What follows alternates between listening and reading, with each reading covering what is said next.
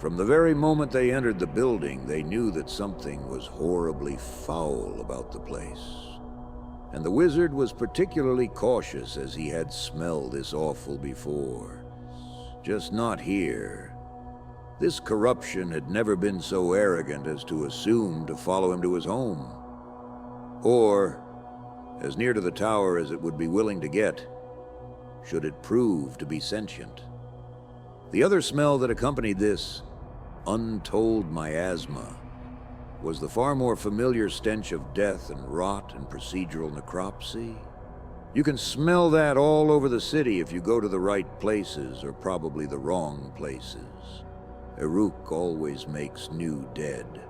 A bit of meat and wine to grease the old whore back to a state of some presentability. But this was not death by fall, or violence, or injury. Not even illness, not in the conventional sense anyway.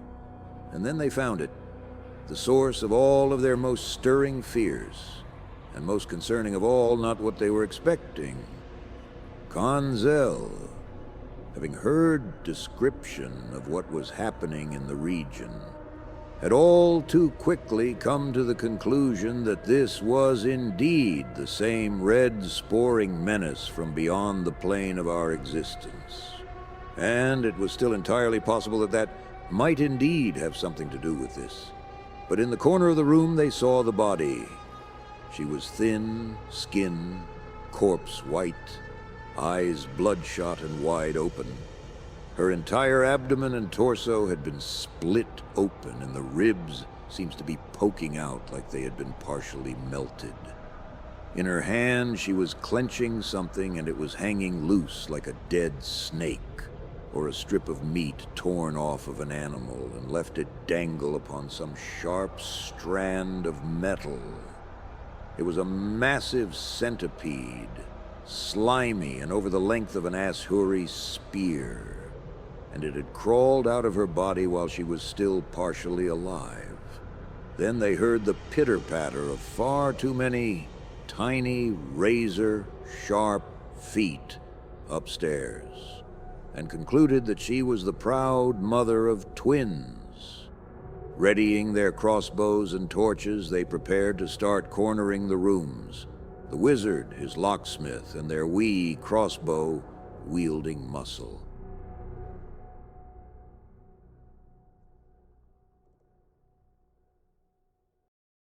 Still, the wizard went first, slowly cracking that creaking stairway door and ascending, always careful to check the corners. He kept the room lit somehow, all by the means of that tiny ember glowing at the very tip of his ivory dragon pipe. The little demon carved from elephant tusk seemed to have little globes of fire for his eyes now, and he peered around the room on their behalf, always watching the far corner, while the wizard's eyes were watching the other corner, rounding the staircase with Aziz poking out from the side of the wizard, crossbow at the ready. Tani, being reliable as always, watching their back, knife drawn, knuckles tightly wrapped. All three of them paused as they heard something much bigger sounding than whatever had drawn their attention upwards to begin with. The wizard looked at Aziz, who for some reason had thought that wearing an old-fashioned styled bird-face armored helmet was something of a good idea, even though the rest of him was wearing all but a cloth tunic and no shoes. His choice. He looked like some kind of wee militant little pigeon, not exactly striking terror into the hearts of men, but certainly nice to have someone who was armed with more than the forces of arcane wisdom and brass knuckles. And he had mostly just come along because he didn't want Tani and the wizard going alone. Or maybe he just didn't want to be the one stuck, sitting outside. I mean, think about it from Aziz's perspective. If they went in and got dragged into the darkness and eaten alive, that would just leave him sitting outside, alone again. Crawling around in here wasn't exactly his first choice. But Aziz was no coward, and Tani had been ready from the moment the wizard arrived. Now there weren't many things that got under Tani's skin, but parasites was definitely one of those things. Ooh, now hold on. Not under his skin at this exact moment, mind you. And thank the gods for that. Poor choice of words on my part. No time for that manner of double entendre. No, he just didn't like anything that looked at a human being as a free meal, a source of cheap replenishing blood, or something to latch onto and suck on for a living snack. The same reason for which he avoided the gibbering, worthless politicos in the town square. Now, that lot was a right bunch of useless dreck. He'd rather deal with this centipede business, and as if on cue, one of two remaining little abominations appeared right at the top of the stairs, creeping up all slow and confident, like the ugly little creature now owned the place. And not to get all brass tacks and figures at a time like this, but maybe he did. Everything higher up in this shoddy old whorehouse seemed to turn more of a sickly green by the second floor. And there were 3 that needed to be checked and cleared. But the only thing missing from this, now land-owning centipede, was a red smoking jacket and a fez to complete the look. It seemed to acknowledge them for a second, all haughty and segmented from atop the second floor, regarding them while chittering and mincing with its 2 ugly, forward-facing mandibles, as if to say, "Gentlemen, I'm sure you're wondering why I've called you here this evening. Come." Then turning and gliding down the hallway with a gruesome little chittering sound. Barely any indication of a face, just mandibles and big black eyes on a round, shiny dome of a head, strolling away, leading them down the hall, and the party followed, not because they were invited by this ugly, chittering critter, but because they were already going that way. Tani looked a bit apprehensive, but was given some grit by the fact that the wizard looked more disgusted and annoyed than concerned and uncertain, and well, Aziz just looked like an armored pigeon in the shape of a scrappy boy. But at this hour, who else are you going to call on? This isn't the work for a necromancer, not with the lady of the house this far gone, and topping the stairs. There were 2 more dead bodies and a circle drawn on the floor, and it was all very foreboding and filled with dread, smacked of devilry and doom. And it was clear now to all 3 that they were indeed in for a late night of the old slum and skullduggery. What now with the occult being involved amidst these already strange goings-on?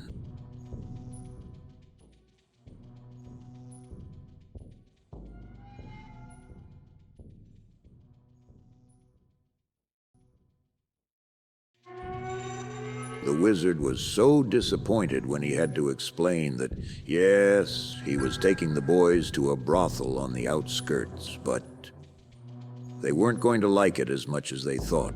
It wasn't a night of whoring in store. They had been so happy and excited before he had actually finished the sentence. Oh, and how damn naive we had been, thought Aziz. All the difference between we're going to a brothel and we're going to a brothel, someone left a dead girl in the lobby. The wizard paused and stopped the 2 boys from following, glaring at the waiting stairs to the 3rd level, stating, "Hold now, lads. We'll determine our way about our business. Let this here beastie think he's made us welcome." taking state of the 2 new bodies on the 2nd floor of this house of ill state. Its reputation long vacated from these walls. It smelled organically offensive in this place, the evil opposite to the smell of fresh-cut grass. Unrepentantly corrosive and wrought of some ill-conceived corruption of natural fecundity that mankind's nose was made to detect, so he may trace it to its source and burn it down. The wizard grumbled and pulled delicately at the girls with his cane. They'd been sky-clad, yet prepared bodies enmeshed, seemingly some garment made from improvisation, and the material from the thinner fishing nets, ornate with mother-of-pearl and beads. They were painted, their faces painted, and they had been wearing masks. The left eyebrow of the wizard raised, as did the right eyebrow and nostril of his ivory pipe, both perplexed. This was not the same cult as he had last dealt with. These were ladies who had been far more well educated, but far less prepared, dangerous. Their positions left little to the imagination, all splayed and drawn out, with the ruin and viscera left in trails, explaining exactly from what nether these horrors had entered the world. The masks had been pulled off, faces exposed on these two practitioners, that the creatures came in pairs, as trails had come from the mouths as well, bloody, and both covered in a thick, silt-filled exoplasm of some type. Grotesque, and it was red and had hardened into a type of resin. The vulgar ruckus reported must have been the birth, the completion of a ritual that the wizard suspected had perhaps been coerced in some manner, promises being made on behalf of something that rarely ever truly communed. This was foul. The boys had begun to creep about nearer to where the beast had gone, up to the 3rd floor. The wizard told them to remain close to him. Tani came close by, eyeing the dark corners of the room, though indeed the commotion of the house was upstairs. They had needed to check the bodies. The girl on the 1st floor seemed to have either split or slit her belly and tried to tear out and wrangle her horrific progeny. And the wizard, continuing to mutter, put forth the immensely uncomfortable idea. Perhaps these women had been taken, for unaware as to what would happen to them. Fertility, yes, but of what matter? What substance? This was all becoming very grim indeed, dire even, and would require them to return to the magistrate. The wizard had recognized the markings and symbols, and the fact that the bodies that had been arrayed were arrayed facing to within the circle. He suspected that this ritual had gotten entirely out of hand, and the masks were shiny resin-made imitations of the centipede's face. The eyes made blind. The mouths covered, the inside of the mask seemed to have had a bit. The women's rictus grins stretched to show where they had clenched down hard and teeth shattered at the base. He became concerned as to the fact that the girl who was back on the 1st floor did not seem to have been involved. If these types of things spill over, it can lead to pure chaos, seeping into the ground. And these trappings were pathetic. Wards and spells meant to conceal, incomplete. The women seemed to have rushed. Perhaps the other had failed to join the circle in time. Aziz had taken off his helmet and had begun muttering something of an incantation under his breath. The wizard took note and was about to chide the boy for uttering heard and captured spell words blind, but then paused, hearing naught but prayers to Ishtar over these women. That was fine. Likely needed. Ill, regardless of what else was discovered behind the 3rd of these doors and floors above. The mess of tonight would not matter, as this place would have to be razed to the ground. They had no less than 5 more problems to deal with. possibly more. Likely more, as Khanzel was beginning to suspect a third body of 3 witches was atop the pile of which this had all become. An infected boil of a Han. Tani pointed to notes left on a desk in the nearest corner to the door, soon taken and put to Tani's belt satchel. If each body held within it 2 worms of this evil, then the numbers were not in their favor. The clothing and look of distress upon the first body perhaps indicating that she had been roped into this, or otherwise not been party to the ritual. Her face had been misshapen and cut of horror. The horror on the face of the 2 masked cultists were of vile euphoria, wide-eyed grinning things with no sense of what had chewed its way out from within them. The wizard curled his nose in disgust, hoping that perhaps it was an out-of-body experience.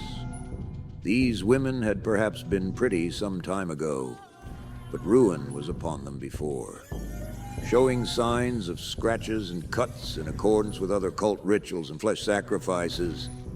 All of them had scarring known to those who have had to cut a child from the mother. His eyes narrowed. Now this was beginning to make sense. Taken horrible form and a map of process in the mind of the wizard. The multi-segmented thing that had greeted them, major domo of the house, it would seem, attended to the 3rd floor and had not attacked. So other work was at play, and Khanzel began to fear this place, the housing of some clandestine vanguard. He straightened, grumbled, and Aziz was already helmed. The wizard took a small tip from a flask in the shape of a jinn's horn and offered it to Aziz, who declined politely, then Tani, who took a quick sniff of the stuff followed by a swig. Had some kick, brought his awareness to the forefront before it would slump back for a while. But they didn't seem to have much more business past this ruin and the forthcoming report. Tucking the flask under his robe, the wizard spat to the corner and drew a long, mean-looking dagger as long as Aziz's forearm from his cloak. And the boys followed him up the stairs. Upon their footsteps, making the ascent, they heard the very threatening sound of something they fear was large, insect-like wings, beating with unnatural, deep, resonating tones to match unnatural size. The wizard flared his pipe, eyeing the tiny ivory demon, who looked ready for a fight, eyes glowing orange for a spell. The wizard looked up into the murk above and resumed the ascent.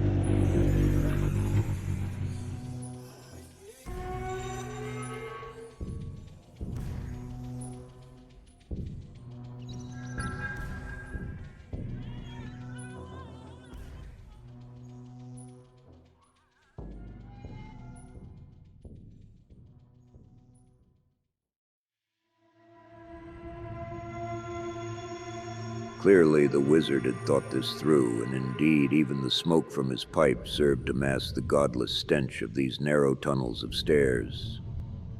Rot was thick, and many surfaces being made from a foul, red, waxy resin. And around the room, no less than a dozen of the centipedes, all of them about the task of excreting the foul building material. The walls were coated in the vile sludge, not all of it yet hardened, and a great deal still dripping and bubbling. On the floor, the major domo reappeared, passing and not even stopping, but looking up at them as if to say, "So, like what I've done with the place." Then there came a vile sound from the next room, but before entering, the wizard turned to look at Tani, then Aziz, then Tani again. Pointing to Tani, he whispered, You understand that this is bad. Giant bugs afoot. This whole place must be burned. Run now, Get you to the magistrate and tell them this whole block must be secured, and if more of these are found, this whole section will need to be cleansed. Go now, and remember, lock the door behind you when you leave. Aziz and Tani looked at each other then. That horrible sound of massive wings from inside the madam's chambers. Tani, hesitating for a moment, obeyed the wizard and ran back down the stairs the way they had entered, exiting the brothel and locking the door. Then running top speed in the direction of the nearest guard station, where the magistrate was waiting for Khanzel's report. Meanwhile, Aziz readied the crossbow as the wizard took the handle of the door, and they slowly opened this final entry. And what they saw inside froze their blood, and almost brought Aziz to a fit of vomiting. As the wizard had been most correct, a third witch's body was certainly to be found, and the condition and manner in which it was now being utilized was the stuff of nightmares. Another circle had been drawn on the ground, this one far too hasty as well. But instead of the configuration of two below, this one had been nailed to the floor, splayed by her hands and feet, and the centipede-like mask, seemingly permanently affixed to the witch's skull with the resin substance which seemed to have melted the mask onto her skull and bubbled over it, dark purple. Her lower body was torn completely in half, and from inside of the stretched-out ruin of her torso, there was what appeared to be a deep black hole going into the floor, which, having come from the floor below moments ago, they knew to be impossible. This area, right over the area where the table had been across the room from the bodies. And it was then that Aziz, driven by a momentary courage born of morbid curiosity, crouched down to look into the body's cavity to see exactly what was what. Then, to their combined horror, the witch took a deep, gurgling breath as she convulsed, making a terrible, strained scream that sounded like it was being forcibly drawn through shredded, bloody vocal cord remains. As she writhed, Aziz recoiled in horror, not from the body's motion, but from the 6 glowing amber eyes that looked back at him from inside the dark hollow of the witch's still breathing corpse.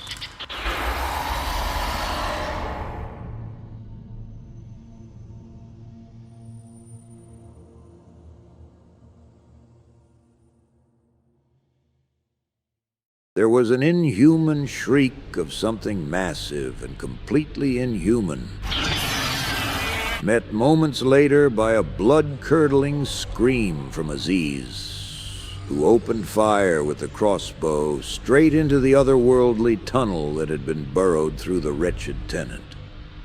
Now that thing that was hiding in her body by way of whatever space between worlds this abomination had access to, came ripping out of its foul burrow, revealing itself to be a strange, chittering scorpion-like creature with a thick, blood-soaked carapace that seemed to be made from a mixture of red resin and human flesh.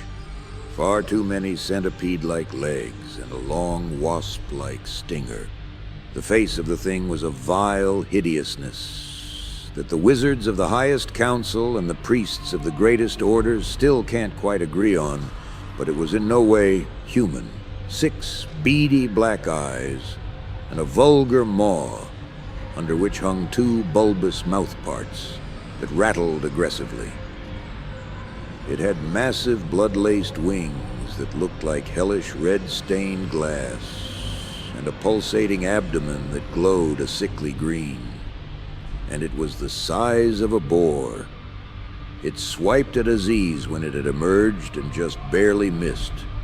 The wizard had immediately put the boy behind him.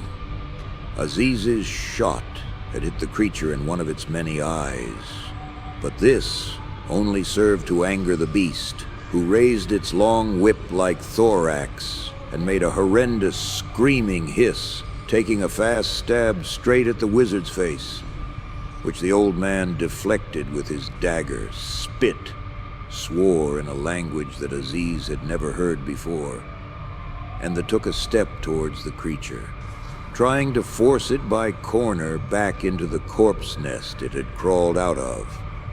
But the beast was not having it, and took another shot at the wizard with the dripping, bubbling stinger, filled with some ungodly toxin, which barely missed the wizard and only missed Aziz because he had been standing at the wizard's back, and the stinger caught to the old conjurer's robe.